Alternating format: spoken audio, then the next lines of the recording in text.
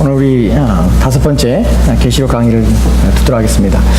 오늘 우선 우리 1장 20절부터 오늘 강의를 시작하도록 합시다. 성경 계시록 1장 20절 말씀입니다. 계시록 1장 20절 말씀 여기 나와 있습니다. 우리 같이 한번 읽을까요? 같이 읽겠습니다. 시작. 내가 본 것은 내 오른손에 7별의 비밀과 또 7 금촛대라. 7별은 7 교회의 사자요 7 촛대는 7 교회이니라. 아멘. 아멘.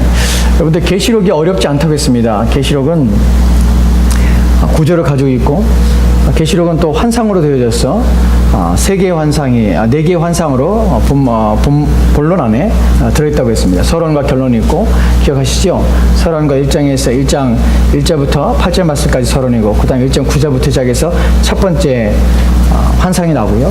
두 번째 환상은 이제 4장부터 시작해서 두 번째 환상이 시작되고 17장까지 시작되고요. 그 다음에 세 번째 환상이 또 17장부터 시작해서 바벨론의 멸망에 대해서 나오고 네 번째 환상은 20장부터 시작해서 21장에 이제 새 예루살렘이 내려오는 모습으로 네 번째 환상이 일어납니다. 그러니까 첫 번째, 두 번째, 세 번째, 네 번째 환상이 요한계시록의 이제 본론이에요. 우리가 지금 살펴보고 있는 건 첫 번째 환상이 교회된 환상입니다. 교회가 현재 지상에 있는 교회를 말하고 있습니다. 여기 이제 7 교회에 대해서 이제 오늘 본문에서 말씀하고 있는데 본문을 보면 이렇게 이제 1장의 마지막 절입니다. 마지막 절에 내가 본 것은 여기서 내가 본 것은 여기 내가는 누구냐면 요한을 가리켜요. 내가 본 것은 내 오른손에 7별의 비밀과 또 7 금촛대라. 내 오른손에 7 별의 비밀과 또 7 금촛대라고 합니다. 여기서 내가라는 말은 누구냐면 예수님 말하죠. 그러니까 예수님 안에 뭐가 있냐면 7 별이 있고요. 그 다음에 7 금촛대가 있습니다. 여기서 말하는 7 별과 7 촛대가 무엇인가 하는 부분이에요. 근데 어렵지 않습니다. 왜냐하면 성경은 우리가 어렵다 생각하고 그 문맥 속에서 의미들을 좀 깊이 생각하면 그 의미가 다 드러나요. 그러니까 어려운 부분은 아닙니다. 여기 보면은 내 오른손에 7 별의 비밀과 또 7 금촛대라. 비밀이란 표현 속에서 우리는 여기서 좀 혼란스럽습니다. 이거 비밀 무슨 감춰진 것이 아닌가, 우리가 알지 못할 어떤 것이 아닌가라고 생각할 수 있지만 전혀 그렇지 않습니다. 여기서 말하는 비밀을 너한테 알려주겠다, 가르쳐주겠다는 의미예요. 내 오른손에 7 별과 또한 7 촛대에 대한 비밀에 대해서 내가 내게 알게 하리라 라고 지금 말씀하신 의미예요. 그 나오는 내용이 뭡니까? 7 별은 7 교회의 사자예요. 7 촛대는 7 교회니라 라고 이제 설명해 줍니다. 이미 이 본문은 다 해석된 것이에요. 뭐라고요? 7 별은 7 교회의 사자예요. 그 다음에 7 금촛대는요 7 교회예요. 지금 7이라는 교회와 또한 교회의 사자들에게 지금 주님께서 편지하고 싶어하는 것입니다. 지금 본문에 보면은 7 교회라는 표현이 나옵니다. 7 교회라는 표현 속에서 왜 7 교회인가 하는 부분이에요. 아시아에 7 교회가 있지만 그 7 교회가 아시아의 전부의 교회인가? 이 편지가 7 교회에 대해 편지를 하는데 7 교회의 사자들에게 이제 편지를 합니다. 편지하는데 왜 7인가 하는 부분을 좀 살펴보려고 합니다. 우선 1장 4절 말씀 좀 보도록 할까요? 1장 4절 말씀을 같이 읽겠습니다. 시작. 아시아에 있는 7 교회에 편지하노니 이제도 계시고 전에도 계셨고 장차 오시리와 그의 보좌 앞에 있는 7 영과 아멘. 여기는 아시아에 있는 7 교회예요. 우리가 계시록에서 처음에 이제 7 교회에 대해서 얘기를 하는데 이 교회에서 첫 번째 여러분이 가져야 될 생각은 무엇이냐면 이것은 당시에 있었던 교회예요. 실제로 존재하고 있는 교회라는 사실입니다. 즉 우리가 1장 1절 말씀에서 이것을 내 종들에게 알리라는 표현 속에서 이것이 상징적인 언어를 사용한다고 우리가 알게 되었습니다. 상징이라는 언어를 사용하기 때문에 이것이 환상으로 어떤 막 그림으로 막 나타나요. 근데 여기서 7 교회와 7 교회 7 사자들의 표현 속에서 7 개의 교회는 실제로 존재하는 교회예요. 7의 여기서 말하는 첫 번째 우리가 생각할 것은 7 교회가 실제로 당시 존재했다는 사실을 우리가 먼저 시작해야 합니다. 왜냐하면 이것이 상징으로 없는데 지금 있는 것처럼 얘기하는 것이 아니라 실제로 존재했다는 것이 7 교회가 실제 존재했는데 그럼 왜 7 교회인가 하는 부분을 좀 첫 번째로 살펴봅시다. 왜냐하면 다음 그림에 보면은 이런 그림이 하나 나옵니다. 여기 보면은 이게 소아시아에 대한 지도예요. 지도인데 지금 현재는 터키 지방인데 지금 안 보이시죠? 안 보이는데 저쪽 아래쪽에 7 교회가 있습니다. 이걸 좀 다르게 이 지도를 여러분 생각하시고 실제 이제 지도입니다. 그리고 다음에 이제 장면을 보도록 합시다. 다음에 장면은 당시에 7 교회의 편지를 보낸 이유 중에 첫 번째로 우리가 생각할 수 있는 것이 무엇이냐면 교회의 7 개의 교회가 안 보이세요? 제가 이쪽으로 옮길까요?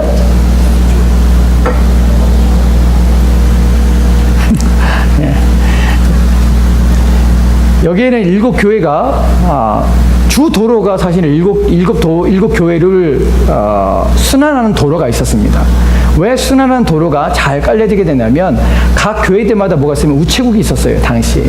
그래서 아시아의 일곱 교회들이 거하는 그 에베소, 서머나, 버가모, 두아디라 이런 교회들, 7개의 교회들의 우체국이 있어서 순환하는 도로가 있어서 이 도로를 통하여서 우체부가 우편을 계속 돌렸습니다. 7교회는 각 지역마다 우체국이 있었던 교회들이에요. 그래서 한번 돌 때 에베소 교회부터 서머나, 버가모, 두아디라, 사데, 빌라델피아, 그 다음에 라오디게아 이렇게 한 바퀴를 돕니다. 한 바퀴 도는데 전체를 도는데 얼마나 거리냐면 한 500km 정도 돼요. 그러니까 뭐 한국적으로 생각하면 부산을 갔다 조금 더 가죠. 100km 정도 더 가는 거리예요. 이걸 한 바퀴 순환하는 것이. 즉 이 교회들은 순환하는 순환 도로가 있었고 그 다음에 잘 닦여진 우편을 배달할 수 있는 이미 길들이 나 있었던 것입니다. 실제로 존재하는 교회들입니다. 두 번째로는 실제로 존재하는 교회이고 우체국이 있었는데 왜 그러면 치자는 아시아에는 이것만 우체국이 여기만 있었냐? 또 그건 또 아니에요. 하지만 왜 7이라는 숫자를 쓰느냐? 여러분 성경에서 7이라는 숫자가 가지고 있는 것은 완전 숫자라고 우리가 알고 있습니다. 여러분 우리가 창세기에서 하나님께서 7일 동안 세상을 창조하시죠. 왜 6일 동안 창조하냐면 7일 동안 7일이 완성됩니다. 7이라는 숫자는 성경에서 완성이에요. 안식일도 7이고요. 그 다음에 안식년 7일입니다. 이 7이라는 숫자는 항상 완성된 모습으로 드러납니다. 즉 성경에서 계시록이 말하고 있는 것은 7교회를 주님께서 아시아인 7개 편지하는 이유 중에 하나가 무엇이냐면 완성된 교회, 즉 7이라는 완성, 온전함이라는 표현을 여기에 두고 싶어 하는 것이고 이 7이 온전함이 그러면 의미가 무엇이냐라고 생각할 때 이것은 실제적으로 무엇을 가리키냐면 이 교회들이 현재의 당시에 분명히 존재하는 실존하는 교회들이지만 이 교회들만 아니라 이 교회들은 전체의 나머지 교회들을 대표하는 전체 교회의 상징성을 가지고 있다는 것이 즉 완전이라는 것은 무엇이냐면 7교회의 7이라는 숫자를 통해서 예수님께서 우리 가운데 말씀하시고자 하는 것은 7을 통해서 이 교회는 7개의 교회에 편지를 보내지만 이것은 전체 교회에 통틀어서 하는 전체 교회에다가 주는 메시지로서의 의미 속 완전이라는 의미를 여기에 담궈둔다는 것이 이 말이 무슨 말인지 가세요? 성경 구절 하나 봅시다. 2장 7절 말씀 보도록 합시다. 계시록 1장 7절 말씀에는 우리 같이 한번 읽을까요? 같이 읽겠습니다. 시작. 귀 있는 자는 성령이 교회들에게 하시는 말씀을 들을지어다. 아멘. 아멘. 지금 지금 우리가 읽은 이 구절은 어느 교회에 주신 말씀이냐면 에베소 교회에 주신 말씀, 첫 번째 교회에 주신 말씀이에요. 첫 번째 교회에 주신 말씀인데 뭐라고 하냐면 귀 있는 자는 성령이 교회들에게 하시는 말씀을 들으라고 그래요. 여기서 교회란 단수가 아니라 교회들이란 표현을 씁니다. 근데 이것이 에베소 교회만 아니라 모든 7개의 교회의 편지를 쓰면서 주님께서는 모두가 동일하게 귀 있는 자들은 성령이 교회들에게 하시는 말씀을 들을지어다 라고 표현한다는 것이에요. 이 말은 무슨 의미냐면 에베소 교회에다 편지를 씁니다. 그런데 그 편지는 에베소 교회에만 특별한 내용을 가지고 에베소 교회만 보내는 편지가 아니에요. 7개 교회가 동일한 에베소 교회의 내용을 담은 서신을 다 같이 받게 되는 것이에요. 무슨 말인지 가십니까? 즉 서머나 교회는 서머나 교회의 내용만 받는 것이 아니라 이 모든 내용들은 에베소 교회, 서머나 교회, 두아디라 교회, 사대 교회 다 모든 교회들이 동일한 내용을 편지를 다 받게 된다는 것이. 즉 여기에는 다름이 없습니다. 동일한 편지의 내용을 받는다는 이유는 무엇이냐면 이 7개의 교회라는 7개의 교회의 편지를 쓴다는 것이 단순히 7개의 교회만 아니라 모든 교회의 대표성을 가진 상징적인 의미를 이 안에 담고 있다는 의미예요. 이해가 되십니까? 그래서 이 서신은 요한계시록은 7이라는 숫자를 통해서 7개의 교회지만 7개의 교회는 현재 존재하는 교회지만 모든 지상에 있는 모든 교회의 대표성을 가지고 있는 상징적으로 즉 주님께서는 모든 교회에 지금 편지를 보내고 있다는 사실입니다. 이해가 되십니까? 예. 지금 이 편지는 그렇기 때문에 모든 교회가 다 받게 되는 것이 나는 지금 빌라델베 교회예요. 근데 에베소 교회의 내용들과 서머나 교회의 내용, 우리 교회 내용은 아니에요. 하지만 다 받게 되는 것이 왜냐하면 모든 교회의 상징으로서 다 전체가 다 이 말씀을 받게 하기 위해서 7이라는 숫자를 7개의 교회를 주님께서 선택하시기 때문에 그렇습니다. 7개의 교회 이제 선택해서 7개의 교회에게 편지를 동일한 편지를 보냅니다. 근데 아까 우리가 1장 1장 20절 말씀에서 뭐라고 표현하냐면 주님께서 내 오른손에 7별과 또한 7촛대를 내가 가지고 있다고 표현합니다. 근데 거기서 아까 7별은 뭐냐면 7교회의 사자예요. 사자가 무엇이냐는 표현을 여러 가지 학자들이 여러 가지 의견이 분분합니다. 본문에서 사자란 단어는 첫 번째로는 직역을 하게 되면 그 단어는 이건 천사를 의미해요. 천사를. 그러니까 이 단어는 천사이기 때문에 그러면 7교회의 천사들에게 편지하는가 하고 우리가 생각할 수 있습니다. 근데 사실은 가만히 생각해보면 7개의 천사들에게 편지하는데 천사들이 어떻게 교회들한테 그걸 알 수 있을까? 천사들한테 편지함으로 말미암아서 교회에게 어떻게 주님께서 말씀하신 내용을 어떻게 전달하실까 하는 부분에 사실 문제가 생기기 시작합니다. 그러면 이 천사라는 것이 상징적으로 교회의 목회자가 아닐까라고 해석을 하기도 합니다. 근데 또 목회자라고 한다면 사실은 이 내용이 담고 있는 내용으로 무엇이냐면 단순히 한 개인 목회자에게 어느 교회에 담당하고 있는 목회자에게만 주시는 말씀이 아니라 모든 성도들이 읽어야 될 내용으로 그 내용을 담겨주고 있다는 사실이에요. 그렇기 때문에 목회자 한 사람에게 주는 교회의 사자들이라는 표현이 천사도 아니고 목회자도 아니라는 것을 우리가 본문을 또 내용을 통해서 이해가 되는 것이. 그러면 왜 사자들이라는 것을 우리가 어떻게 이해될까라고 학자들이 연구할 때 가장 여기에 적합하고 가장 좋은 해석법은 무엇이냐면 교회에게 보낸 편지이기 때문에 어떤 교회에 대표할 수 있는 상징성, 즉 교회 전체에게 보내는 교회의 모든 구성원들에게 보내는 교회의 대표성을 가지고 있는 어떤 존재에게 보내는 편지라고 이해하는 것이 정확합니다. 즉 천사인지 우리가 목회자인지 정확히 알지 못해요. 하지만 교회 전체에게 보내는 메시지라는 것은 분명하다는 것이, 여기에 이제 우리가 아까 읽었던 1장 20절 말씀에서 7별, 7 사자들에 대한 얘기를 우리가 이해할 수가 있습니다. 또 7촛대는 7교회들입니다. 근데 1장 20절 말씀에서 또 이런 말씀이 있죠. 오른손에 7별을 가지신 별을 7별의 비밀과 라는 표현을 씁니다. 여기서 우리가 또 생각할 것이 무엇이냐면 오른손에 가지고 있는데 누구의 오른손이냐면 주님의 오른손이에요. 근데 한글 성경에는 나오지 않지만 원문에는 뭐라고 표현되냐면 주님의 오른손 안에예요. 그러니까 오른손 안에 뭐가 있냐면 7별이 있어요. 그 다음에 오른손 안에 7교회가 있어요. 이 말의 의미는요, 오른손에 있다는 의미는 첫 번째로는 보호를 의미합니다. 그러니까 이것이 주님의 손 안에 있다는 것은 주님의 주권이 주 안에 있다는 것이에요. 그러니까 교회는 주인이 누구시냐면 주님이 주인이라는 것이. 성경이 누누이 말하고 있는 것 중에 가장 중요한 게 뭐냐면 교회가 주권이 성도들에게 있는 것도 아니고 목회자에게 있는 것도 아니고 누구에게 있냐면 오직 주께 있다는 것이. 그러니까 오직 교회의 주인은 주님이십니다. 그러니까 주님의 말씀에 따라야 되고 교회는 주님을 닮기 위해서 애를 써야 되고 주의 말씀에 순종하는 것이 교회의 바른 모습이고 또한 바른 삶의 행위들입니다. 이것이 우리가 이것을 미리 이해하는 말씀을 드리고 이해하는 이유가 무엇이냐면 그 다음에 7개의 교회들에 대한 편지 속에서 주님이 말씀하신 경고와 또한 내용들이 등장하게 됩니다. 그 책망이 나오는 데 등장하는데 이것이 다 무엇을 말하면 주 앞에 어떻게 교회들이 서야 될 것인가 하는 부분에서 설명이 되고 있습니다. 교회의 주인 되신 주님께 합당하지 않은 교회들은 끊쳐지거나 또한 심판과 진노를 당하게 됩니다. 그렇기 때문에 교회의 주인 되신 주님 앞에 어떤 모습으로 서야 될 것인가 하는 부분이 7교회의 내용들을 살펴볼 때 중요한 부분입니다. 또한 하나는 주님의 주인이시지만 또한 그 주님은 우리를 책망하시는 분이 아니라 우리를 보호하시며 지키시는 분이시며 또 우리를 격려하시며 위로하시는 분이라는 사실을 또한 본문 속에서 우리가 확인해야 된다는 사실입니다. 여러분, 오른손이라는 표현 속에서는 권능을 상징할 때 오른손을 의미합니다. 즉 교회는 누구의 손에 보호받으며 누구의 손에 이끌리냐면 주님이 우리를 보호하고 계시며 이끌어 가신다는 것이에요. 교회가 왜 멸망하지 않고 심판을 당하지 않는 이유가 무엇이냐면 교회는 주님이 지키시고 주님이 보호하신다는 의미예요. 여러분, 세상이 멸망을 당하지만 그 멸망 가운데서도 교회는 안전히 지켜주고 보호될 것입니다. 왜냐하면 주께서 오른손으로 붙잡고 계시기 때문에 그렇습니다. 이것을 우리가 이해한다면 교회의 현실, 오늘날 교회들이 약해지고 오늘날 교회들이 어떤 문제들이 있을지라도 우리가 염려하지 않아요. 우리가 주님만 의지한다면, 주님만 붙잡고 있다면 우리는 두려워하지 않습니다. 왜냐하면 교회는 그분의 우리 오른손 안에 있기 때문에 그렇습니다.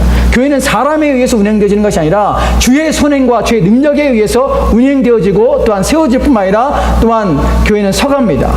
주께서 교회를 주장하시고 그 능력과 힘을 통해서 교회가 성장하도록 또한 교회가 지켜지고 보존되도록 역사하신다는 사실입니다. 이것이 우리가 믿는 믿음입니다. 주께서 교회를 지키시고 보호하신다는 사실입니다. 우리가 이제 살펴볼 내용들 중에서 첫 번째로 우리가 이제 7교회에 대해서 내용을 살펴볼 텐데요. 일곱 교회에 대한 내용들 중에서 일곱 교회의 편지를 서신을 현재 당시에 있었던 일곱 교회에 서신을 보내십니다. 서신의 내용들은 좀 다릅니다. 다른데 각기 다른 교회의 내용들이 가지고 있는데 각기 다른 교회 내용 속에서 우리가 좀 몇 가지를 살펴보면 이 일곱 개의 교회들에게 보낸 편지들이 동일한 형식을 가지고 있다는 것이에요. 그 형식이 어떤 내용인가 하는 부분을 좀 살펴보도록 합시다. 그 다음에 일곱 개 보내는 메시지에 보내는 기록 순서인데요. 첫 번째는 항상 모든 교회에 보내는 편지의 첫 마디가 무엇이냐면 예수님의 이름이 등장합니다. 두 번째로는요, 칭찬이 나오고요. 세 번째는 책망, 네 번째는 권면, 심판, 종말론적인 약속. 이것이 모든 교회의 순서대로 등장합니다.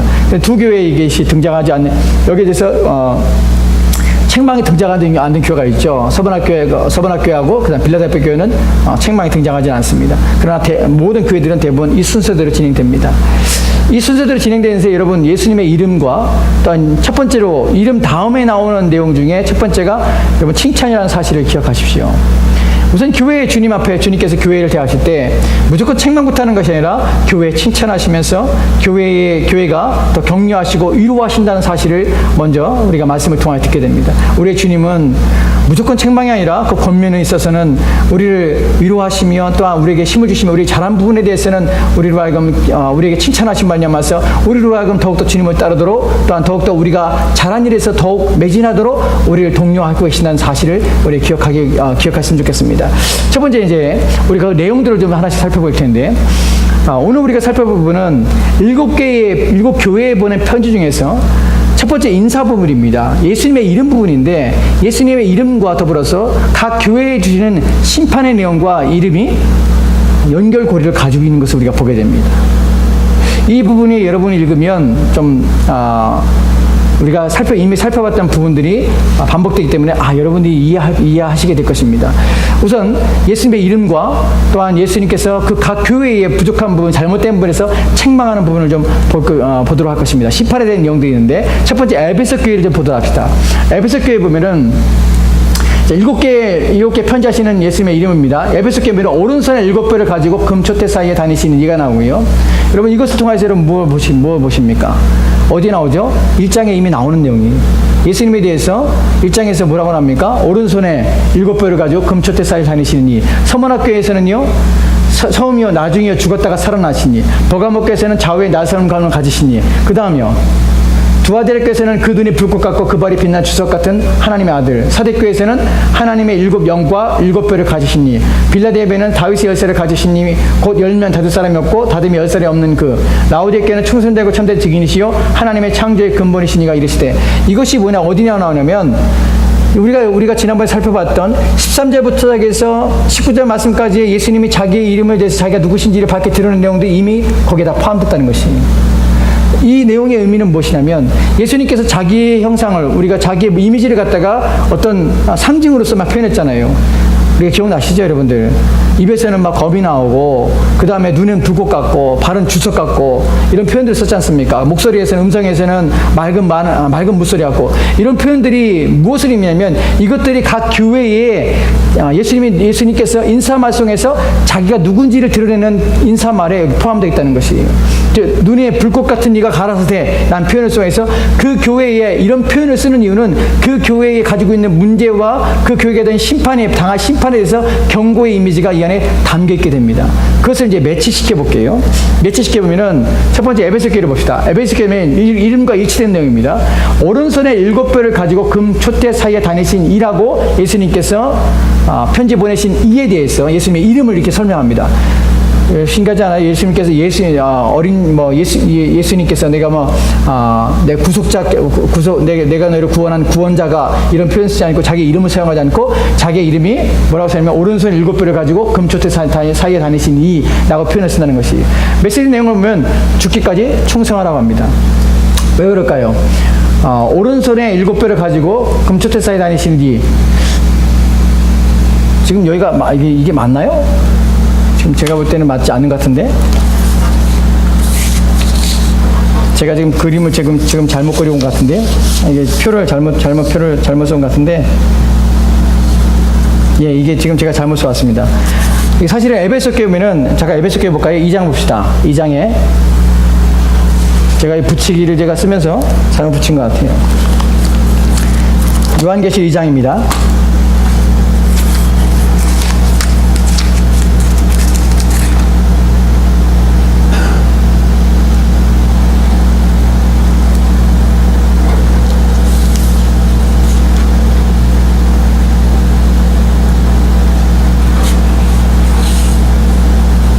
요한계시 2장에 보면은 2장 5절 말씀을 같이 읽을까요? 5절 말씀 같이 읽겠습니다. 시작. 그러므로 어디서 떨어졌는지를 생각하고 회개하여 처음의 길을 가지라.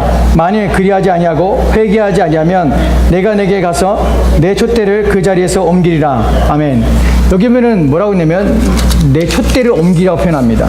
즉 앞에서 오른손에 7뼈를 가지고 금 촛대 쌓에 다니시는 이라는 표현에서 여기에 대한 메시지의 내용은 무엇이냐면 촛대를 옮겨버리라는 것이, 즉 이름과 여기에 대한 심판의 내용이 일치가 된다는 것이, 매치가 된다는 것이. 그 다음 서머락교회를 볼까요? 이렇게 되어 있습니까? 파워포인트 그렇게 됐나요? 에베소 다음에 서머락 안 나와요? 예, 서머락교회. 예, 서머락교회. 서머락교회는 오른손이 아닌데, 제가 이거 파워포인트를 지금 잘못 만드는 것 같아요. 서머락교회 봅시다. 서머락교회면은, 성경을 봅시다, 성경을. 2장에 보면요. 서머락교회 8절 말씀 읽읍시다. 같이 읽을까요? 같이 읽겠습니다. 시작. 서머락교회 사자에게 편지하라. 처음이요, 마지막이요, 죽었다가 살아나신 이가 이르시되, 여기 보면은, 그 다음에 나오는 내용이 무엇이냐면, 죽기까지 충성하라는 것이. 그러니까 죽었다가 살아나신 이가 가라사대 때 여기서는 죽기까지 충성하라. 이 내용이 일치가 된다는 것이. 그 다음에 버가목교회 봅시다. 버가목교회면은 같이 위의 내용을 좀 볼까요? 버가목교회 같이 읽읍시다. 시작. 좌우에 날선검을 가지시니, 이름이 좌우에 날선검을 가지신입니다. 여기에 대한 메시지 내용을 보면 검으로 그들과 싸우리라. 그러니까 이것이 지금 무슨 말인지 아시죠? 이름과 그 다음에 거기에 대한 심판의 메시지가 동일하게 주어진다는 것이. 이 말의 의미는 무엇이냐면 예수님께서 자기의 이름을, 아까 우리 1장에서 자기의 이름을 상징적으로 여러 가지 모양으로, 여러 가지 이미지로 자기를 설명했습니다. 근데 설명한 이유가 무엇이냐면 각 교회들에게 그 이미지가 각 교회들이 회개하거나 온전치 못할 때 예수님께서는 그러한 형벌들을, 그 예수님이 가지고 있는 그 능력과 심판에 대한 이미지들을 그 교회에 적용한 말미암아서 너희들이 그러한 심판과 그런 진노를 당하게 될 것이라는 것을 말씀하고 있다는 것이. 즉 예수님의 이미지는 어떤 이미지냐면, 본문에서 이미지는 사실은 우리가 1장에서 봤던 예수님의 이미지는 편안한 이미지는 아니죠. 우리가 생각했던 예수님의 사랑이 많고 은혜가 많고 또한 무엇이든지 용서하시고 하는 이미지는 아닙니다. 왜 그러냐면 지금 당시에 신자들에게 있어서 고난을 받고 환난 가운데 있는 신자들에게 있어서 예수님은 무조건 용서하고 어떤 상황에도 다 이해해 주는 분은 아니에요. 너희가 책임을 다하고 너희가 의무를 다할 뿐만 아니라 너희에게 닥친 환난을 이겨내며 또한 너희로 하여금 싸움에서 너희 실패하지 말고 싸우는 싸움을 싸우라고 격려하시며 독려하시며 또한 경고하시는 주님이라는 사실입니다. 이것 동안 우리가 알게 되는 것이 무엇이냐면 오늘날 우리가 이런 종말의 시대에 살아가면서 오늘 우리 속에서 우리를 속이고 우리를 잘못하게 만드는 문제가 무엇이냐면 자꾸 편안의 복음을 자꾸만 우리는 들으려고 한다는 것이에요. 자꾸만 우리의 심령의 편안함과 그냥 이렇게도 구원받고 저렇게도 구원받고 편안하게 살다가 하나님 나라에 갈 수 있다는 그런 메시지들을 오늘날 거짓된 복음들을 자꾸만 들으려 하며 또한 그 메시지에 사람들이 관심을 가졌다는 것이. 왜냐하면 현재의 삶도 힘든데 또다시 신앙적인 삶들 속에서도 고난과 어려움 속에 사는 것이, 반복되는 삶을 사는 것이 우리를 지치게 하고 힘들게 하기 때문에 자꾸만 우리는 우리 귀에 듣기 좋고 우리 마음을 편하게 하는 복음을 들으려고 하는 그런 경향들을, 죄에 타협하려는 경향들이 있다는 것입니다. 또한 그리스도를 그런 쪽으로만 자꾸 바랍니다. 그래서 성경이 말하는 그리스도께서는 우리를 구원하시고 또한 우리에게 은혜를 베푸시는 주님이시지만 우리의 죄의 문제에 대해서는 결코 타협하지 않는다는 사실을 여러분 기억하셔야 됩니다. 우리가 연약하거나 또한 우리가 믿음의 싸움을 싸울 때, 우리가 지치거나 우리가 상할 때 치유하시고 회복하시는 분이시지만 우리가 죄 속에서 죄를 방관하고 또한 죄와 타협하며 또한 죄 가운데 거해서 우리가 거룩하며 경건한 삶들을 살지 않는 것조차도 주님 눈 감아주시는 분이 아니라는 사실이에요. 죄는 싸워야 대상이고 또한 우리가 이겨낼 대상이지, 우리가 타협하거나 또한 그것을 멈춰버리거나 그 안에 거하는 삶들은 전혀 주께서 우리 가운데 원하시는 삶이 아니라고요. 아무거나 용서받는 것이 아닙니다. 어떤 삶을 살아도 괜찮은 것이 아니에요. 주님께서는 불꽃같이 눈으로 지켜보시고 주석과 같은 발로 말미암아서 심판하신다는 것이에요. 너희로 하여금 싸우라는 것이에요. 내가 너를 돌보시며 지킨다는 사실이에요. 여러분, 교회가 주님의 손에 있기 때문에 교회는 망하지 않습니다. 교회가 망하지 않기 때문에 교회가 할 일은 무엇이냐면 날마다 믿음으로 사는 것이에요. 우리를 부르신 목적이 무엇입니까? 거룩함 때문에, 또한 우리로 그 의로운 사람들로 하나님을 닮고, 또한 신의 성품에 참여한 자로서 우리의 삶을 새롭게 하여서 하나님을 기쁘시게 하는 삶으로 그 자리에 우리가 부름받았다는 사실입니다. 그것이 교회입니다. 교회는 세상에서 구별된 자입니다. 구별된 자들의 모임일 뿐만 아니라 구별된 상태로 있어야 되는 것이에요. 그럴 때 주님께서는 경고를 하십니다. 타협하지 말라는 것이에요. 죽도록 충성하면 생명은 죽게 맡기고 주께서 지키실 것입니다. 우리의 삶에 있어서 그 모든 것도 하나님의 손에 있기 때문에 우리 염려하지 말라는 것이에요. 이 메시지를 통해서 당시 교회들은 무엇을 듣게 되냐면 주님의 경고하심을 듣게 되는 것이에요. 심판이, 너희들도 심판을 당할 수 있다는 것이에요. 그렇기 때문에 어떻게 더욱더 신앙을 배진하며 더욱더 믿음 안에 살려고 애를 쓰는 노력을 다 기울여야 되는 것이에요. 당시에는 눈앞에 보이는 문제입니다. 현실로 보이는 우상의 숭배라든지 세상과 타협함이 늘 일상 속에 다가오는 문제들이에요. 여기서 주님께서 괜찮아, 힘들지만 네가 조금 그렇게 산다고 해서 큰 문제는 아니야, 이런 어설픈 위로를 통하여서 성도들이 하나님 앞에 바르게 사는 것은 아닙니다. 때로는 강한 메시지를 통하여서, 때로는 주님의 이런 엄격하고 또한 주님의 이런 진노와 심판에 대한 메시지를 들 때 우리의 마음의 경각심을 가지고 우리를 하여금 주님 앞에 어떤 삶을 살아야 할지를 다시 한번 생각하게 하는 것입니다. 그 다음 봅시다. 그 다음 두아드레교는요, 두아드레교는 같이 읽을까요? 읽겠습니다. 시작. 그늘이 불꽃 같고 그 발이 빛난 주석 같은 하나님의 아들. 여기서 보면 메시지 내용은요, 회개치 않은 자를 환난에 던져질 것이요. 불꽃 같은 눈은 우리가 뭐라고 말씀입니까? 여기서는 주님께서 전지하신 주님과 어떤 주석 같은 발은 심판이에요. 여기서 지금 내용이 회개치 않은 자를 환난에 던져질 것이고 심판을 받게 된다는 내용입니다. 사대교입니다. 사대교 없고 그 다음 빌라델비아 봅시다. 빌라델비아 보면은 가실까요? 시작. 다윗의 열쇠를 가지시니 곧 열면 닫을 사람이 없고 닫으면 열 사람이 없는 그 메시지 내용을 보면 내가 내 앞에 열린 문을 두었으니 능히 닫을 사람이 없으리라. 즉 지금 문에 대한 얘기를 하죠. 다윗 열쇠를 가지는데 심판의 내용들은 열쇠를 가지고 문을 여시고 닫으시는 주님에 대한 얘기를 합니다. 이 메시지가 즉 말씀을 전하시는 분과 또한 거기에 대한 심판의 내용들은 일치를 보이면서 이것이 너희들에게 이런 분이 너에게 메시지를 전하였고 이 메시지가 이렇게 너희들한테 진노와 심판으로 임하게 될 것이라는 경고가 함께 인해 담겨진 것입니다. 그 다음 내용을 살펴볼 텐데 이 다음 내용은 무엇이냐면 우리가 아까 살펴봤듯이 이 7개의 교회에 보낸 편지 속에는 형식을 가지고 있다고 그랬죠. 첫 번째는 예수님의 이름, 두 번째는 칭찬입니다. 세 번째는 책망이고, 또 권면, 그 다음에 심판, 그 다음에 마지막에 종말에 대한 약속이 나옵니다. 각 교회마다 종말에 대한 약속을 주셨어요. 지금 마지막에 너희들이 어떻게 될 것인가? 사실은 이 마지막에 어떻게 될 것인가 하는 부분이 중요합니다. 왜냐하면 여기에는 모든 교회들마다 마지막 종말에 대한 약속을 주었는데 이 약속은 이기는 자에게 주신 약속이에요. 아무나에게 주신 것이 아닙니다. 이기는 자가 받는 약속입니다. 지금 이 말은 무엇입니까? 너희들이 지금 각 교회가 문제가 가지고 있어요. 이 교회들은 당시의 여러 가지 문제 속에서 고난을 받고 있습니다. 또한 그 문제 속에서 주님께서 기뻐하지 않는 모습이 있습니다. 여기 주님께서는 그 책망하시면서 너희가 그렇게 만약에 그 일들을 끊임없이 거기서 벗어나지 않고 그 가운데 살고 있다면 너희들은 징계를 받고 또한 책망을 받음을 말미암아서 심판을 받아서 너희들은 어려움을 겪게 될 것이고 때로는 끊쳐지게 될 것이고 심지어 에베소 교회 같은 경우는 교회의 촛대를 옮겨버리기까지 하십니다. 그러나 너희가 이긴다면 이러한 상급을 너희에게 줄 것이라는 약속을 예수님께서 보장해 주시는 것이. 그런데 이 보장이 어떻게 확인이 되냐?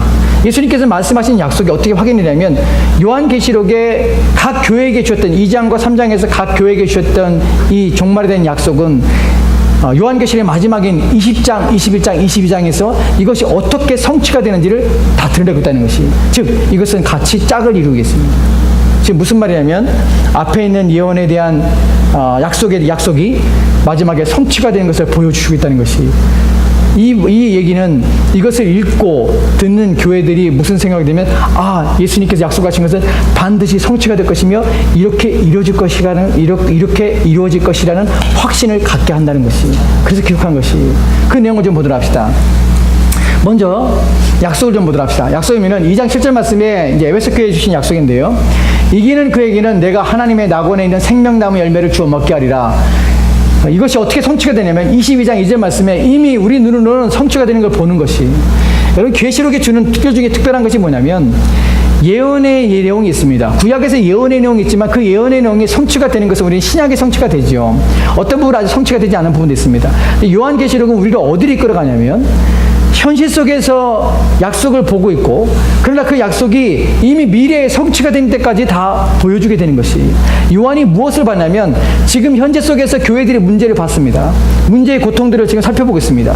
근데 성령을 통해서 요한이 어디까지 끌고 가냐면 이미 성취가 된 상태까지 끌고 가는 것이, 그게 다 보게 되는 것이, 아, 우리의 미래가 어떻게 되겠구나, 어떤 삶으로 어떻게 우리가 그 자리에 서겠구나, 그것이 어떻게 이루어지겠구나 하는 것을 다 보게 한다는 의미. 즉 이것은 무엇이냐면 이것을 제대로 인식하고 이 말씀을 우리가 믿음으로 받고 또 확신 가운데 가게 되면 이미 우리는 성취한 성취한 그곳에 있는 심령을 가지고 우리 이 땅에서 고난을 이겨냈을 뿐만 아니라 그 기쁨을 누릴 수 있다는 것입니다. 여러분 생각해 보세요. 여러분이 만약 아무도 함부로 갈 수 없는 어느 장소에 갈 수 있는 정말 여러분만이 유일한 티켓을 가지고 있다면 그것이 장소에 대한 내용들이 막 선전해 있으면 이런 아름다운 장소니까 여기 가면 무엇이 있고 막 있어요. 그럼 여러분 티켓만 가지고 있지만 여러분 사실 그곳에 있는 것 같은 기쁨을 누릴 것이, 왜냐하면 그것은 이미 내게 갈 수 있다는 확신과 또 나 갈 수 있다는 티켓을 가지고 있기 때문에 이미 맛보는 것이죠. 마치 이와 같이 미래에 되어질 일이지만 이것은 마치 가지 못했지만 이미 그것은 우리 가운데 보여주고 나타났기 때문에 이미 우리가 간 것처럼 우리 이 땅에서 힘을 내어 살 수가 있다고요. 그런 의미 속에서 미래에 대한 약속들이 어떻게 성취된지를 보여주고 있는 것입니다. 그 내용을 보면 22절에 보면 22절 1절 말씀에 그 길 가운데로 흐르더라. 강 좌우에 생명나무가 있어 12가지 열매를 맺되 달마다 그 열매를 맺고 그 나무 잎사귀들은 만국을 치료하기 위하여 있더라. 여기 보면 강 좌우에 생명나무가 있습니다. 12가지 열매를 맺되 날마다 그 열매를 맺고 그 잎사귀들은 만국을 치료하기 위하여 있더라고 표현해요. 2장 7절 말씀에 생명나무의 열매를 주어 먹게 한답니다. 하나님의 낙원에 있는. 여러분 낙원이라는 표현이 처음에 성경에 나오는 것이 아니면 창세기입니다. 창세기 2장에 낙원에 대한 얘기가 나오죠. 그때 그 낙원에는 생명나무가 몇 그루가 있었습니까? 몇 그루가 있어요? 한 그루예요, 한 그루. 예, 그 생명나무 한 그루가 있어요. 근데 여기서는 22장 2절 말씀에는 여기서는 한 그루가 아니에요. 복수형이에요. 나무들이, 생명나무들이. 우리가 성경을 읽다면서 우리가 하나님이 우리를 회복하시고 영원한 천국 우리 가운데 주실 때 첫 번째 우리가 낙원이라고 여겼던 에덴 동산과는 비교할 수 없는 풍성함과 또한 넘치는 은혜가 있는 것이 우리가 이후에 갈 곳입니다. 이후에 우리가 살게 될 그 낙원입니다. 첫 번째 낙원과는 비교할 수 없는 것이에요. 아담이 거하며 아담이 누렸던 그 복보다는 지금 우리가 그리스도 안에서 누리며 그리스도 안에 누릴 복은 더 엄청나다는 사실입니다. 이것은 우리 가운데 얼마나 큰 복인지 몰라요. 여기서 12나무가 12가지 열매를 맺되 달달이 맺습니다. 이 말의 의미는 무엇이냐면, 여러분 우리가 오늘날 나무를 심고 오늘날 추수를 할 때 추수는 시기가 있습니다. 때가 있지요. 아무 때나 열매를 따는 것이 아닙니다. 근데 12가지가 있고 12달 열매를 땁니다. 무슨 말입니까? 추수 때가 이제는 따로 없습니다. 우리 모든 것들이 풍성함으로 넘치는 곳이라는 것이 이 말씀 속에서 의미 속에서 들어있는 의미입니다. 여러분 우리가 갈 곳, 생명나무의 열매를 우리가 이기는 자에게 주시는 이 생명나무의 열매는 넘치는, 우리가 과거에 아담조차도 바라보지 못하면 아담조차도 첫 에덴 동산에서 전혀 맛보지 못했던, 전혀 경험하지 못했던 그 풍성함들을 오늘 우리는 꿈꾸며 오늘 우리는 기대하며 이기는 자에게 주실 것이란 약속 속에 우리가 있다는 사실입니다. 그 다음 내용 보도록 합시다. 다음 내용 보면 이기는 자에게는 2장 11절 말씀에는 이기는 자는 둘째 사망의 해를 받지 아니하라고 말합니다. 20장 6절 말씀에는 이 첫째 부활에 참여하는 자는 복이 있고 거룩하도다. 둘째 사망에 그들을 다스리는 권세가 없고 도리어 그들이 하나님과 그리스도의 제사장이 되어 천년 동안 그리스도와 더불어 왕으로 살리라. 이 본문에 보면 이기는 자는 둘째 사망의 해를 받지 않는다 합니다. 여러분 둘째 사망이 뭐죠? 첫 번째 사망은 육체적인 사망입니다. 둘째 사망은요, 우리 육체적인 사망이 아니라 둘째 사망은 영원한 불못에 던져지는 것이에요. 그 둘째 사망이라고 성경에 성경이 말을 합니다. 그런데 이것이 20장 6절 말씀에는 첫째 부활에 참여한 자들은 둘째 사망이 없습니다. 즉 우리가 그리스도 예수 안에서 이기는 자들에게는 영원한 불못에 던져진 일이 결코 일어나지 않는다는 것이, 이것이 얼마나 큰 복인지 모릅니다. 이것이 이기는 자에게 주어지는 복입니다. 그 다음 내용 볼까요? 그 다음 내용은 2장 17절 말씀에 이기는 그에게는 내가 감췄던 만나를 주고 또 흰 돌을 줄 터인데 그 돌 위에 새 이름을 기록한 것이 있나니 받는 자밖에는 그 이름을 알 사람이 없느니라. 22장 4절 말씀에는 그의 얼굴을 볼 터이요 그의 이름도 그들의 이마에 있으리라. 지금 받는 자밖에는 그 이름을 알 사람이 없는데 그 이름이 나중에 성취할 때 어디 있냐면 그들의 이마에 이름이 기록되어 있습니다. 즉 그리스도 이름이 기록된 것이. 그 다음 내용 보도록 합시다. 그 내용은 2장 28절 말씀입니다. 내가 또 그에게 새벽별을 줍니다. 근데 22장 6절 말씀에는 나 예수는 교회들을 위하여 내 사자를 보내어 이것들을 너에게 증언하게 하였노라. 나는 다윗의 뿌리요 자손인 곧 광명한 새벽별이라. 새벽별을 주신데 새벽별을 그리스도를 받게 되는 것이, 이것 또한 성취가 되는 것입니다. 그 내용 보도록 합시다. 그 다음 내용에 3장 5절 말씀에는 이기는 자는 이와 같이 흰옷을 입을 것이요 내가 그 이름을 생명책에서 결코 지우지 아니하고 그 이름을 내 아버지 앞과 그의 천사들 앞에서 시인하라. 생명책에 결코 지우지 않습니다. 그 이름을 내 아버지 앞과 그의 천사들 앞에서 시인합니다. 22장 14절 말씀에는 자기 두루마리를 빠는 자들은 복이 나니 이는 그들이 생명나무에 나아가며 문들을 통하여 성에 들어갈 권세를 받으려 함이라. 권세를 받는데 생명나무에 나아가는 권세와 그 다음 문들을 들어가는 권세입니다. 이것이 위에서 말하는 그 이름을 내 아버지 앞에 천사 앞에서 시인하며 생명체에 결코 지우지 않는다는 것이 성취가 되는 것입니다. 그 다음 내용 볼까요? 3장 12절 말씀에 이렇게 약속이 됐습니다. 이기는 자는 내 하나님 성전의 기둥이 되게 하리니 그가 결코 다시 나가지 아니하리라. 내가 하나님의 이름과 하나님의 성 곧 하늘에서 내 아버지 하나님께로부터 내려오는 새 예루살렘의 이름과 나의 새 이름을 그 위에 기록하리라. 21장 2절 말씀에는 또 내가 보매 거룩한 성 새 예루살렘이 하나님께로부터 하늘에서 내려오니 그 준비한 것이 신부가 남편을 위하여 단장한 것 같더라. 지금 앞절에 보면은 새 예루살렘이 나오죠. 새 성이라고 하는데 새 예루살렘의 그 이름과 나의 새 이름에 그에 기록하리라. 근데 21장 2절 말씀에 새 성 예루살렘 내려옵니다. 근데 이 새 성 예루살렘은 누구냐면 천국이 아니에요. 누구예요? 그리스도의 신부들입니다. 즉 우리 교회예요. 성도가 내려서 그 교회가 하늘부터 내려오는 것이. 그 다음 내용 볼까요? 21장 22절에는 성 안에는 내가 성전을 보지 못하였으니 이는 주 하나님과 성전이 전능하신 이와 미 어린 양이 그 성전이십니다. 지금 21장 22절 말씀에서 이제 성전이 없어집니다. 성전을 보지 못했는데 그 성전이 뭐기 때문에 보지 못합니까? 성전이 주 하나님 곧 전능하신 이와 미 어린 양이 그 성전이 되는 것이, 우리가 그 안에서 이제 거하며 그 안에 있게 되는 것이. 하나 더 있나요? 하나 더. 3장 21절 말씀에는 이기는 그에게는 내가 내 보좌에 함께 앉게 하여 주기를 내가 이기고 아버지 보좌에 함께 앉을 것 같이 하리라. 22장 3절 말씀에 다시 저주가 없으며 하나님과 그 어린 양의 보좌가 그 가운데 있으니 그의 종들이 그를 섬기며, 여기 그 보좌가 가운데 있습니다.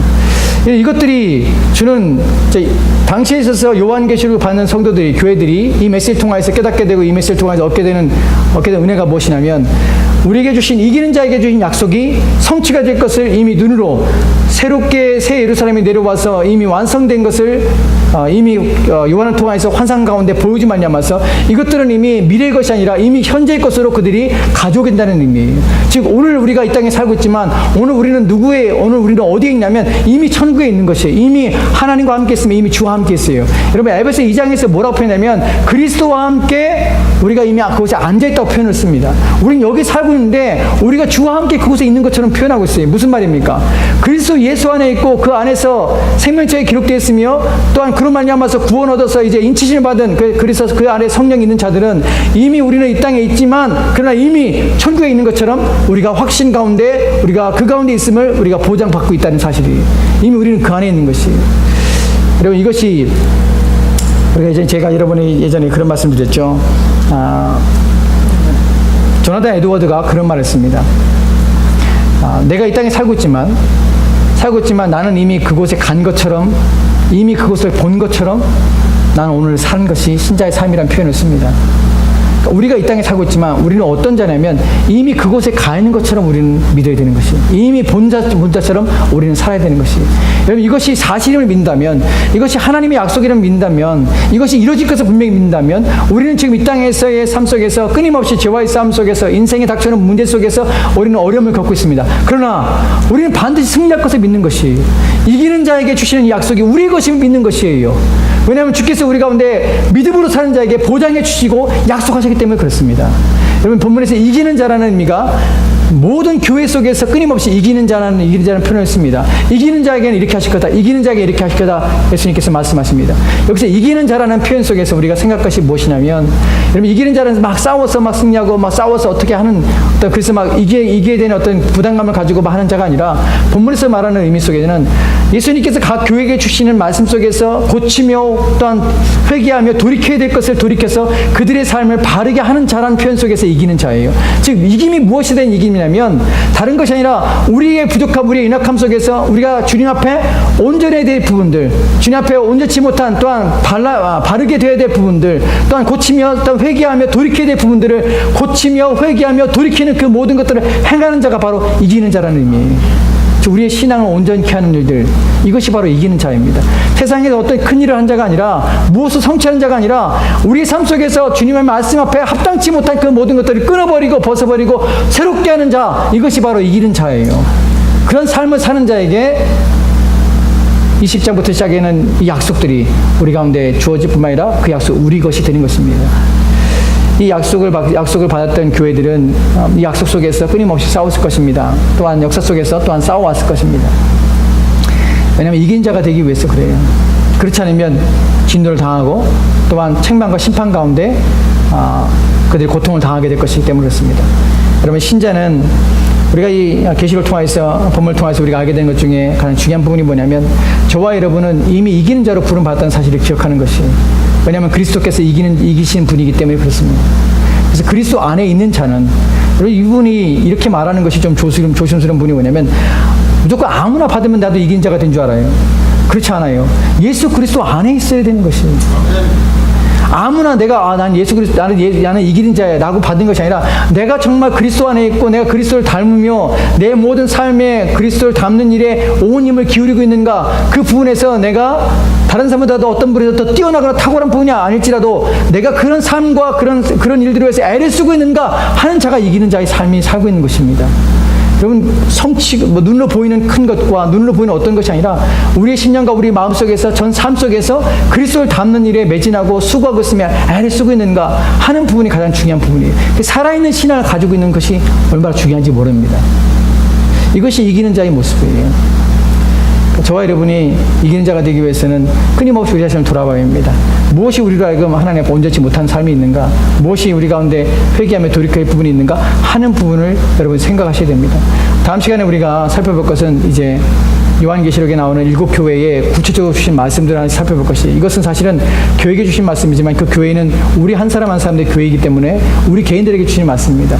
그 개인들에게 주신 말씀을 통해서 내가 고쳐야 될 부분이 무엇인가, 내가 지금 잘못하고 있는 부분이 무엇인가, 나를 책망하시는 부분이 무엇인가를 살펴보고 우리를 고치며 회개하는 일들을 우리가 해야 될 것입니다. 우리가 기도하도록 합시다.